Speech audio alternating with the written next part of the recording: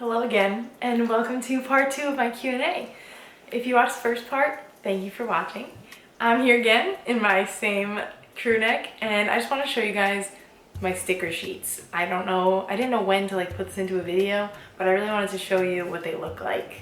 And I think they're freaking adorable. Okay, so here's the scrunchies. If you didn't see on the Instagram, these are themed after all the newer princesses. So it's everyone from Tiana all the way to Moana. Tiana to Moana. And they're so cute, and they would fit really nicely on a water bottle. I'll show you next to my phone size, so you can see how they would really fit a couple on a phone or on a water bottle. And same thing for the sunglasses, which is for all of the old school princesses, so the classics. My favorite is Mulan. I just think that came out so sharp and so cool with the lotus flower on it. I love it, and it's cute and it's small. Love it. Okay, that's my plug for this video. Now we're gonna get into the questions again. Okay, in this video we're gonna be talking more about my Etsy shop, so I thought that was a good time to put that in there. A lot of people had some really great questions about the Etsy shop, so yay. And also, some other Disney things thrown in there. Okay, this is a really important thing that I was looking all over the place for, but nobody will be honest about it. Nobody will say anything because I think everyone's afraid, but I just want to help other people out there and just make this clear. So somebody asked, how do you get around copyright issues with your small shop? So as you know, Disney is a gigantic company and they have copyrights on everything, literally every character, the names of the lands in Magic Kingdom, all the park names, even the way characters look, a character's colors, words that they say, songs, lyrics, anything, you name it, they have copyright on it. But when you go and look on Etsy or some other small shops, people are selling these things. There's a great possibility that Disney could sue you, but because there's so many small shops nowadays, I don't think they're gonna take the time and effort and money to sue people for these, small profits that they're making in comparison to Disney's. So that was a big deal for me. I am pretty sure that my designs are unique enough that I'm not infringing on any copyrights. So the way that I just showed you these sticker packs, you can tell which princesses they're inspired by, but I'm not drawing the princesses and selling them to you guys, or I'm not copying and pasting a picture of the princesses and selling them to you guys. That is 100% a no-no. And a lot of it is just an honor kind of thing. So for me, even if they would never find out, I don't want to sell something that I know is wrong. I want you guys to be getting things that you can't find anywhere else because they're so creative and unique. So with that being said, copywriting is definitely really tough, but you'll see literally a drawing of a sidekick of somebody, and it'll just say so I saw one company had a drawing of Pascal, and it says chameleon sidekick t-shirt, and I'm like, that's the copyright. But it's fine. I don't want to get anyone in trouble. Everyone's just doing their own thing, and it's none of my business unless Disney steps in. So I'm just gonna do everything that I can along with Tony to try and not break any copyrights and just sell happy things that you guys find creative and fun. What inspired you to run a small shop, and what do you do when you get discouraged? So I was thinking about this before when I saw this question, and I was like, what inspired me to even do this? I don't know.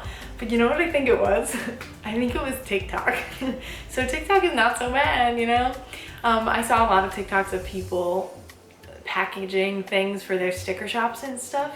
And I was like, that looks like so much fun. I have so much free time and a lot of ideas creatively that I can make into stickers, and I have a fan base that would probably love to buy them. And I didn't want to sell merch, like I said in my other video, so I wanted to be able to create something that I can sell to you guys instead of you just buying a t-shirt with a quote on it that I said or something.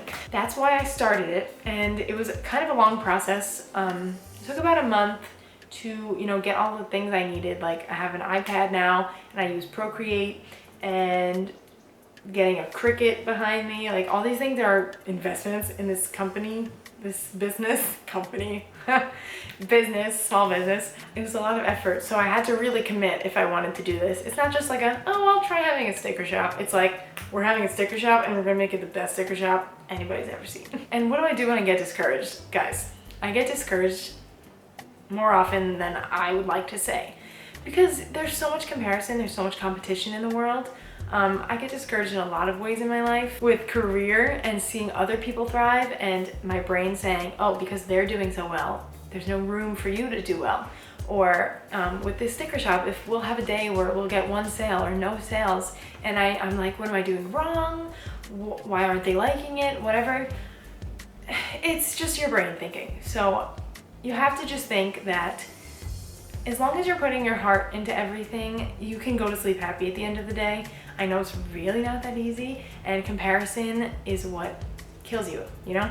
So when you look at other people's lives and you see them thriving, I try and really focus all my energy into being happy for other people and being inspired by them. So instead of being jealous of, say, a DCP influencer or a Disney influencer who's doing really well, I am like, props to you, you are amazing. You inspire me to be even better and do more and create better content. So I think just flipping the discouragement into inspiration is the best way to get through it, even though on some days you're just gonna feel, well, you know? So do your best. Do you draw the designs for the stickers or use a stencil? So I don't use a stencil, I use my iPad.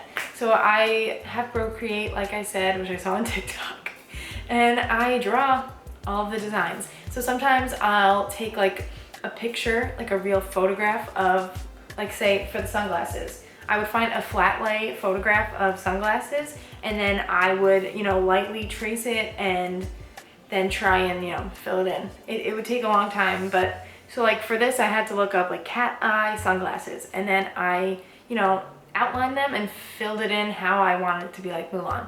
And then for something like Wildest Ride in the Wilderness sticker, I had a picture of Big Thunder Mountain up and I traced like all the outline and filled it in and made it look like cartoonish. And then I wrote in calligraphy to say Wildest Ride in the Wilderness. So sometimes I use text, sometimes I use my own hand in calligraphy, and I really try and draw everything myself, and so does Tony. He does the exact same thing, and none of these are copy pasted, none of these are from Google, whatever.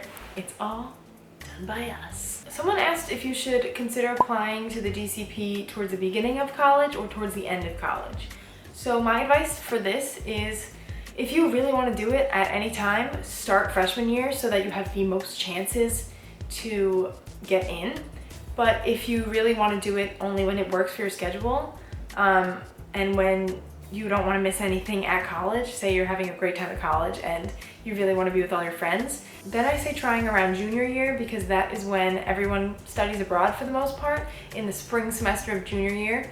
So then if your friends want to go study abroad somewhere else, you can go do the DCP, and then you won't like feel like you're missing anything. I don't know if that's a problem for some people, but it also seems like Disney accepts people who are on the later end of college more often, because usually you're more experienced and you're more mature for the most part, which isn't always true, honestly. You could be extremely mature as a freshman, you know? It all depends, and freshmen definitely get accepted too.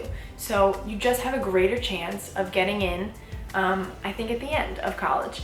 And you also always have right after college, which is what I did, and I thought that was perfect for me, because I didn't miss any college, which I loved. I didn't want to miss a day of college. I studied abroad in the summer between years, because that's how much I didn't want to miss being at college. Somebody asked which DCP role pays the highest, and they all get paid the exact same amount of money. So if you're in the DCP, you get like a flat rate of like $12 or something, $12 an hour.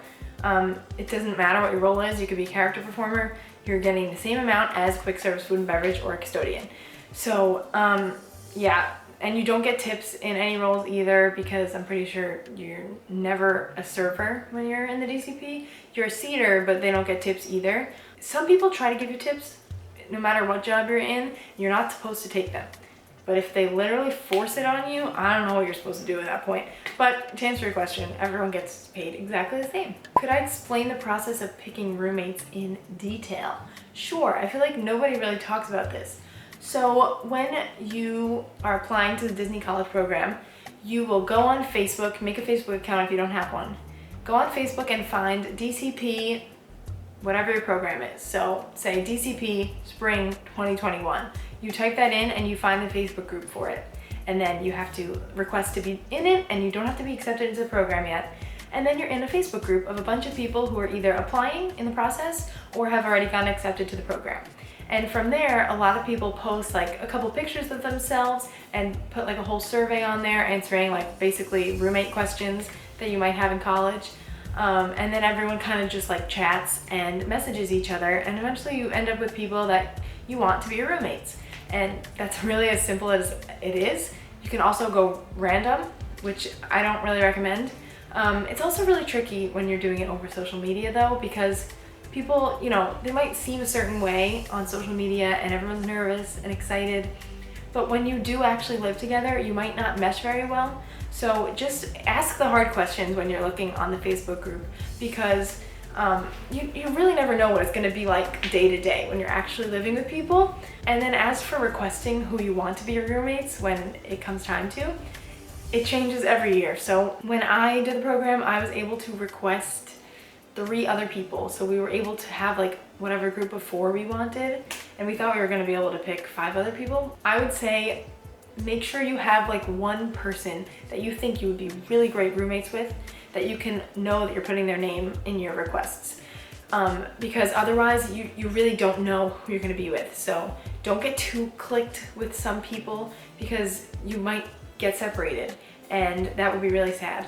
But then you'll have friends in other places. You don't have to be roommates with everyone that you think you'll get along with. You can just be friends with them. So I would say just make sure you find one person that you match on all the important things, and that's who your roommate will probably be. They do a really great job at following the requests and letting you have who you want, because they want you to be comfortable and they want you to be happy. So I hope that answered the question about how you get your roommates. And then you really don't know who your roommates are until you walk in your door and everybody else comes in too, which is scary, because it's like, how do we plan who brings what? And honestly, try not to bring things that multiple people will have. And then once you get there on that first day, like all go to Walmart together or something and just get a whole bunch of cheap stuff, so that you don't have multiples of things and like you packed your whole car with like a TV when they already have like 2 TVs. It all depends. So just like be smart about what you think might be in excess and what you think that you can't live without, just in case nobody else brings it. It's really, really tricky. Okay, this is gonna be the last question. This person says, how can I promote my business? I'm trying to promote it socially and by talking to other people about it, but I've gotten only 1 order so far. Any tips? That's so tough if you're, telling people about it and you're excited about it and nobody's actually buying anything. That's really hard. But I would say first, make sure you have all of your things set up. So your website or whatever you're selling on, make sure that you have amazing product photos, that it shows all of the best qualities of your items that you're selling. Don't just post anything that you have. Post, your best ones, the one that you're proudest of. And then try not to sell them for too high of a price yet, because you got to start somewhere. And then eventually, if you get more orders, you can raise your price a little bit. I would say start with your family and friends. Hopefully they would help you and support you, because that's what a family should do. Even if everyone should pay you. I was gonna say even if they don't pay you, but if they support you, they should pay you to help you buy supplies and do the things you need to do to set yourself up. But I think definitely starting with the support of your family and friends is great. Try and make an Instagram page, because sometimes those things can take off. Make a TikTok about it. I feel like a lot of people's businesses blow up because TikTok just like makes them go viral, and all of a sudden they're overwhelmed with their orders. So I would say just keep going, keep thinking of more creative ideas. Maybe other people are selling really similar things to you, and you can try and find a way to make yours stand out more and be more unique. But I'm sure you're doing a great job, and you just have to keep going, and I promise you will get results. It definitely takes time. I just got lucky because I have followers on here, and that's how I started getting so many sales, because you guys are literally the best. So thank you. And thank you for watching the second part of this Q&A. I really loved doing it, and you guys are so nice. I don't deserve you, but we make a good team. So thanks, and I'll see you in the next one. Bye!